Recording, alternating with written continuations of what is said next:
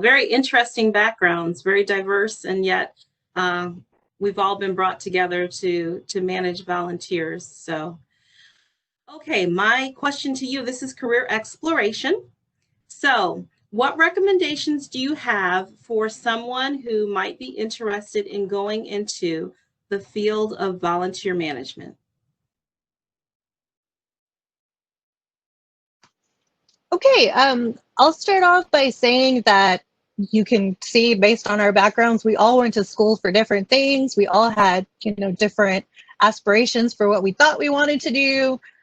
Still had to pay our bills, and along the way, got some skill sets that have been able to make our jobs easier and make us work better as a team. What I would recommend if you're interested in a career of volunteer management, and you know that now, that is awesome. Because not a lot of people think, oh, I want to be a volunteer manager, when I graduate from college. But by and large, more what we're seeing in society is that you need qualified people that are able to do all the things that we talked about, all the different life experiences that we had, to be able to bring teams together, recruit people, onboard people. And one of the biggest things for me, I would recommend if you're interested in a career just based on my career path and my education path, is really focus on cultural diversity. So if you're able to join groups where it's very diverse and you're able to meet people from different religious backgrounds, or maybe different cultural backgrounds, or just different economic backgrounds, join really diverse groups, because what that does is definitely brings a skill set that you're going to be able to use as a volunteer manager when you think, which groups could I target for this initiative, or who are we leaving out of this initiative? One of the things I think volunteer managers excel at, especially us as a team in the hospitals and the clinics, is knowing who to contact for what. And if you stay within your little bubble and you don't experience what life is like for people outside the bubble, it makes it harder for any job that you have. So I would recommend definitely looking into cultural diversity groups that are diverse, or cultural diversity training. I know for some of you guys that took LMS training and were successful, there is a little element in there that talks about cultural diversity and communication. So I would definitely focus on those skills, because it's not something that, is a major that you're going to be able to take. But it's things that you're going to be able to learn along the way that are probably going to make you more successful. Courtney? Okay, so we're answering what to do if you want to become a volunteer manager. Is that right? Okay. So you may have picked up a theme from when I was introducing myself, so this shouldn't surprise you, but my advice is to be a volunteer before you try to manage volunteers. Not only will volunteer work give you opportunities to gain experience and skill sets, and as Bianca pointed out, meet new people who are different from you and maybe outside of your comfort level.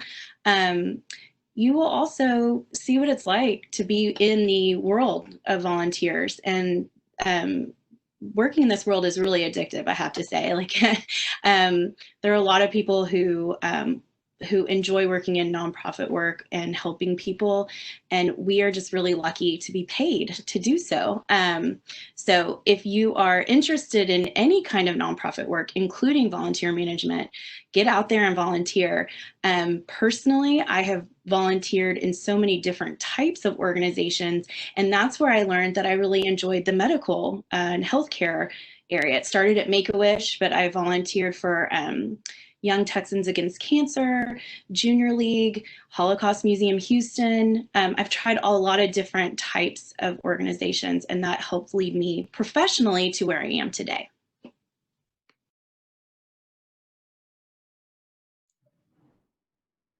My recommendation would be to, as you're growing, to expand in teamwork, and not only just being a part of, when you're a part of that team, but also taking leadership.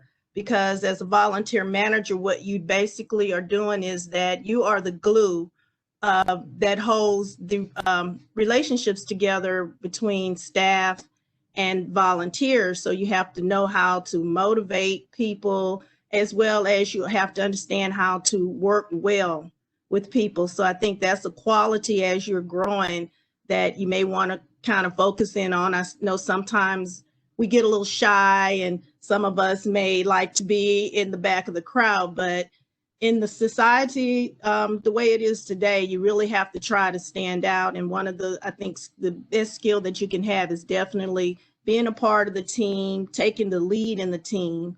And I think that'll really help enhance you further in your career. Ian? Sure. One of my favorite things about being a volunteer manager that I think is something that a skill that all of us have developed is the ability to see the best in people. We listen really well, and we look at what potential you have and how that could be used, or how that could benefit the rest of the community. And we look for those symbiotic relationships, which means for those of you biology majors, which is probably half of you, you're looking for win-win situations, right? Where it's both the host and the volunteer are enjoying the relationship. You both get something out of it. Well, we listen and we look at people and we say, you'd be a great fit for this other opportunity. And we're always connecting people. And I love that because it frames the rest of my life in the way that I look at other opportunities.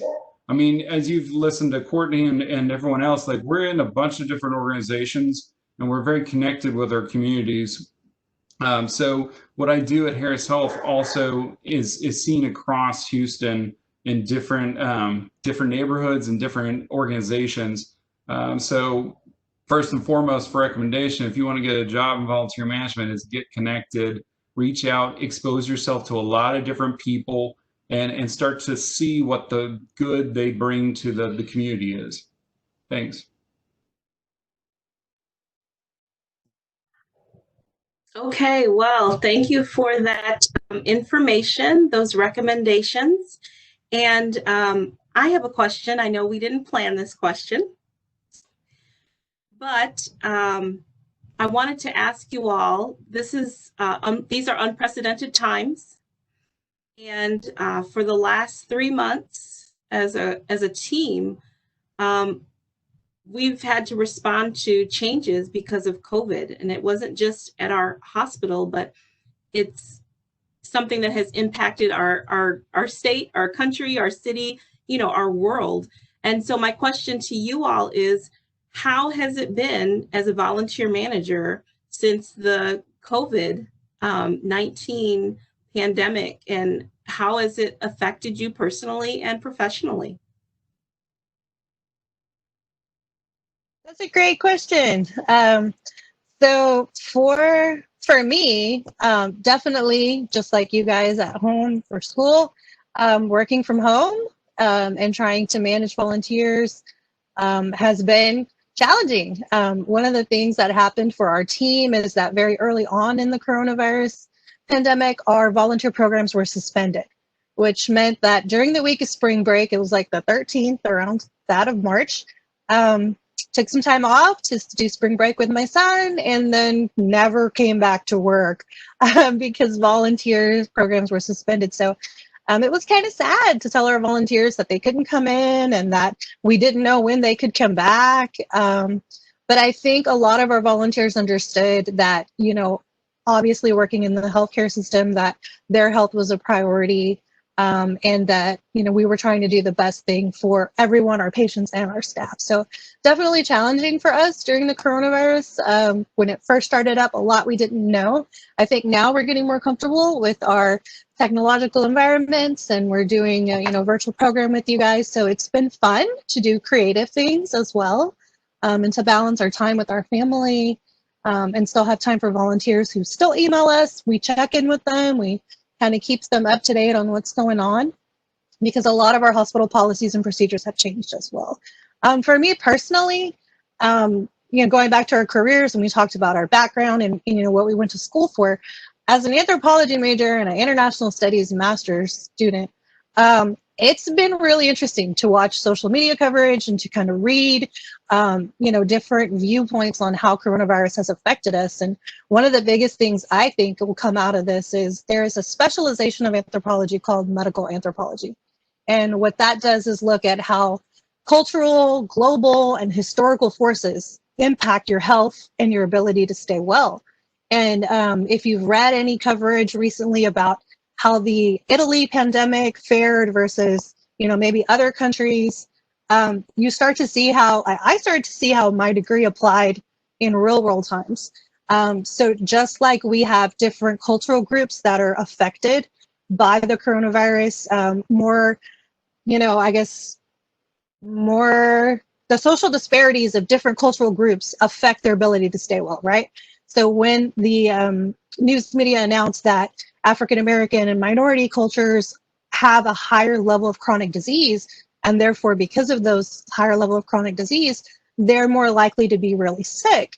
It's like putting together all the pieces of the puzzle. And, as an almost 40-year-old now, I could never have imagined that in college, all the things that I was learning, all the different things about culture and how it affects your health and your access to care, how I would later have a career where I get to see that kind of play out in real life. So yeah, medical anthropology is going to be a really big career. Stanford has a degree program, Rice has a degree program, UTMB in Galveston has a medical humanities program. It looks at things like ethics, it looks at social, cultural, political views, how they affect how you take care of yourself. So I would encourage you guys to, if you're looking for a non-biology degree, because it really doesn't matter when you go to med school what you got your degree in, it's important to have a diverse background. So even if you get a degree in anthropology or English or business, you're still able to apply that later as a medical career person. So, Courtney? So, as Bianca pointed out, one of the hardest things for I think all of us was that our programs were canceled. And I think the effect that surprised me as an extroverted introvert is how much I counted on the interactions I had on a daily basis with volunteers for my energy and, mood, really. Like I showed up to work every day and probably talked to, 20 volunteers and had conversations, and just I look back on that and I'm just so sad because I miss people. I'm sure I'm having a lot of email conversations and text, and many of you have texted me, and that's wonderful too. But I've actually so looking forward to this virtual program because we're going to get some face-to-face interactions, and I've really missed that, working with people.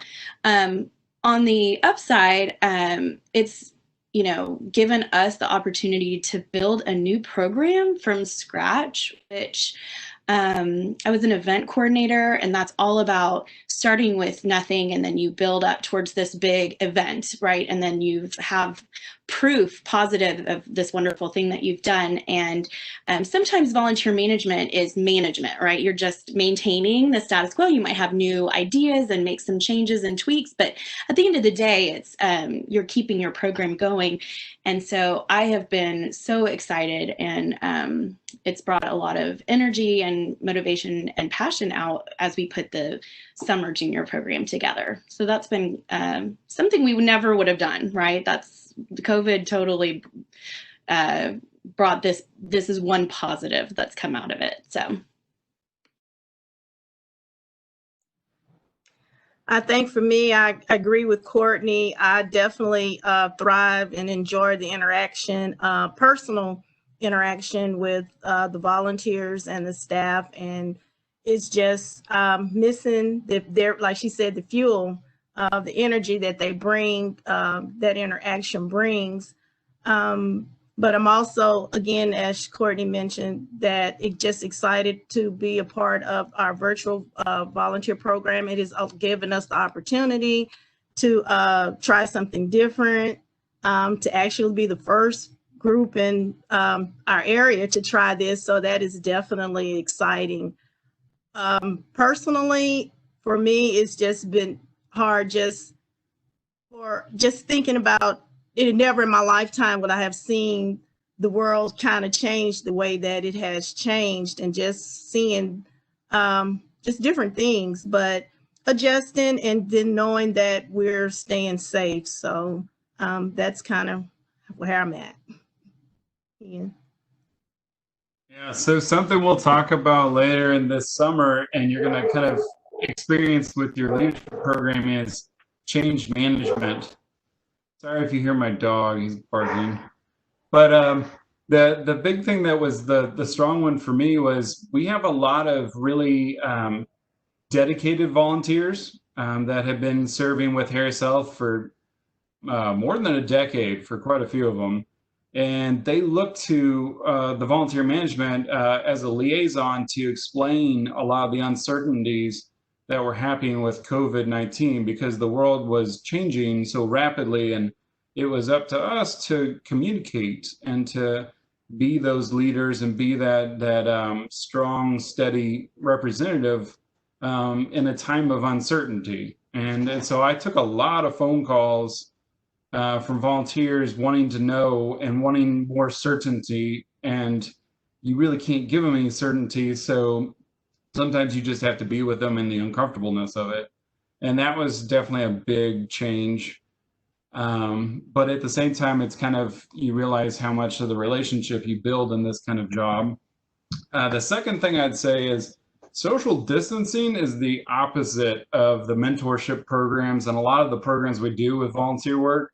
I mean, it's like the worst, because one of the biggest things that volunteers do is bring heart back into the hospital system, and just those bonds and that person-to-person reminding that we're not just here because of the decimal points and the tests and the labs and the digits, but because we're human to human.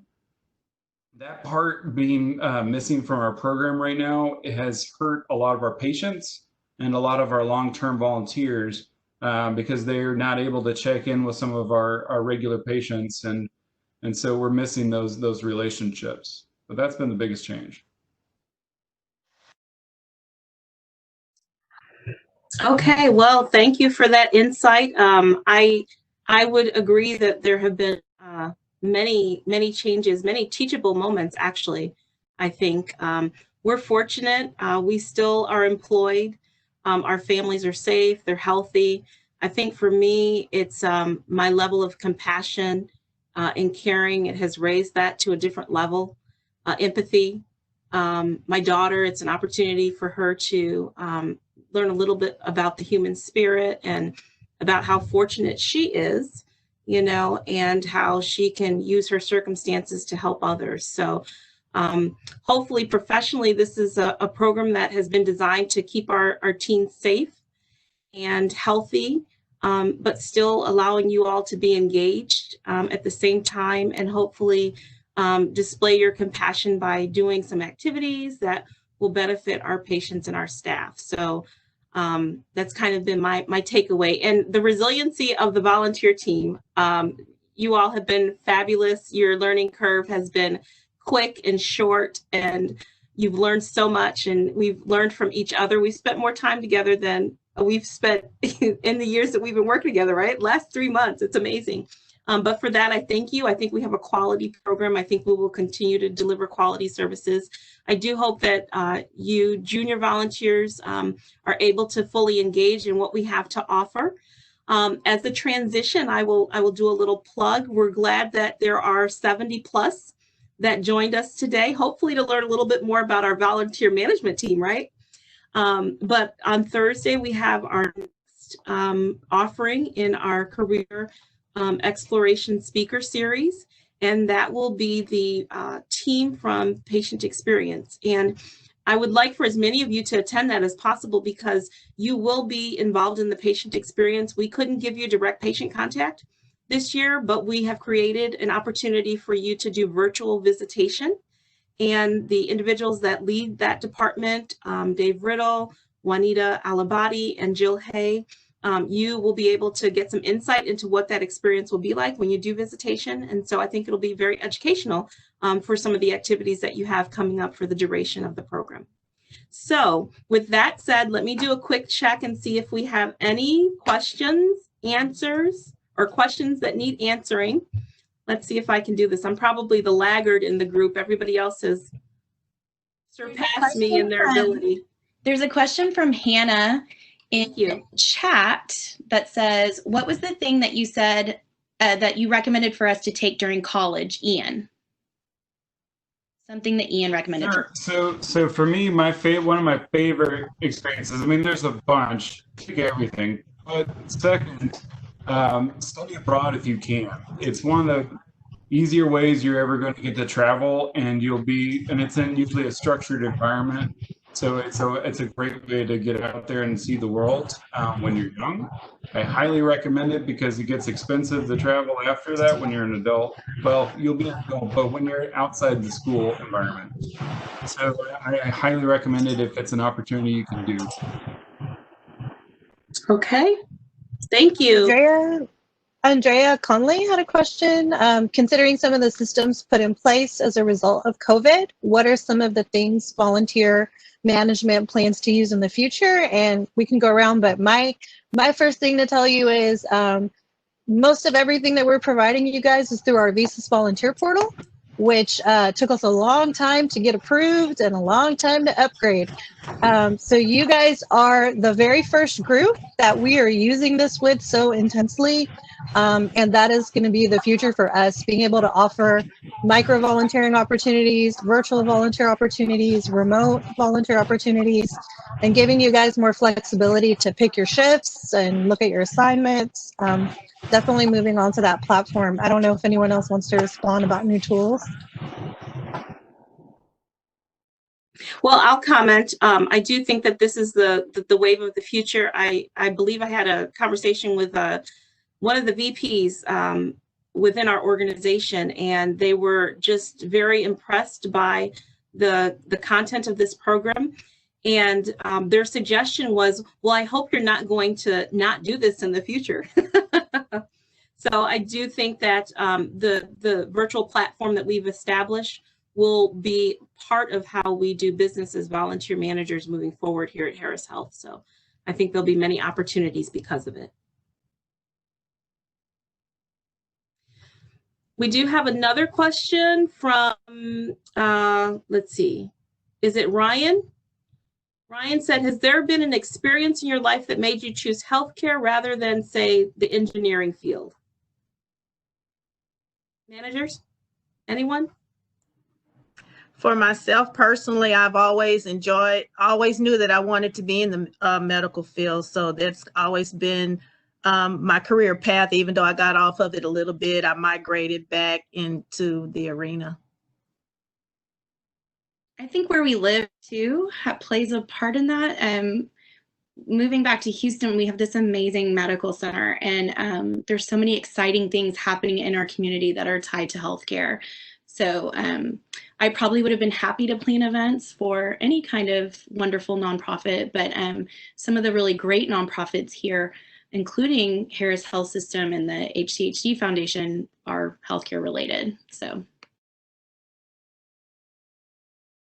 I think for me, just the flexibility in healthcare, coming from a humanities and a nonprofit background, you think, well, I didn't get a degree in biology and I didn't, get a degree in radiology. And so I don't really know.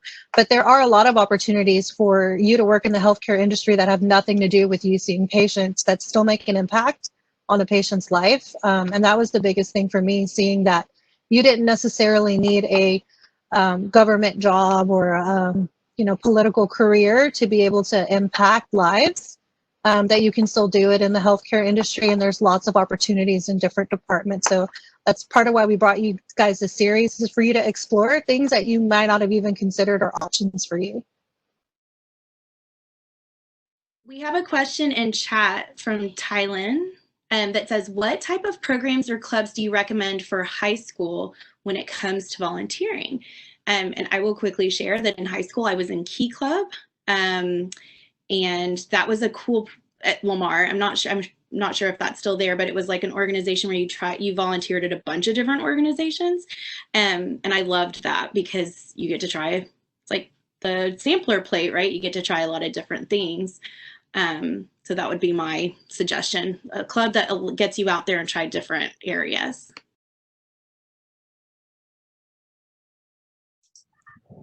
I would also Okay. say try different clubs outside of high school. You have the food bank. There are a lot of different organizations that you can begin volunteering, checking your local communities, parks. There are always opportunities where you can volunteer. And I think any type of it'll take you far. Thank you. We have one other question. Someone asked, what has inspired you to be in the healthcare field? And just very briefly, I will tell you that I did not inspire to be in the healthcare field. Let's be honest, right?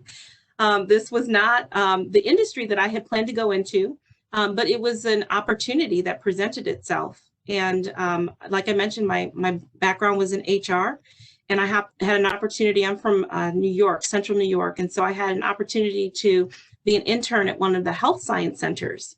There was a diversity enhancement program that was being sponsored by the president, and I was accepted as one of the interns. And it gave me an opportunity to delve into HR in training and also in hospital administration.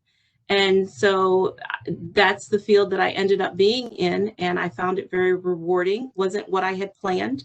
A lot of us don't end up in the field that we plan to be in, but then all of a sudden it becomes our life calling. So it wasn't what I initially intended to do, but here I am X number of years later, and I can't imagine my life without healthcare. So yeah. Okay, one more. Ian, were you going to say something? Sure, I'd say there's never a boring day. I mean, and maybe it's because I have so many, but I will say that everyone comes to the doctor at some point. So you see so many people, so many stories, so many. I mean, I get to see all of Houston, and that I don't think you get in other jobs. Not to the level that we do. I mean, we see everybody. And so there's never a boring day. It's always something new, someone's new story. And even if it's like the same case, like say it's still a broken arm, just like the other broken arm that you just saw, it's someone else with a different story with that broken arm. So it's always different. Okay, with that said, we want to stick close to our timeline, and it's a little after 2, but I appreciate you all being patient with us as I work through some of those technical difficulties, right? Appreciate the volunteer managers being on our panel today, and appreciate you juniors joining us and spending your hour with us. We hope that it was insightful and that it raised your awareness about what we do, brought it to another level. And it's our hope that you will continue to have a great summer with us. We look forward to seeing you on Thursday at our next Career Exploration Series event. And if you do have any questions, please direct it to your individual volunteer manager. They are there to assist you and can help you as needed. Okay? You guys have a great rest of your Tuesday, and we will look forward to seeing you later this week. Bye.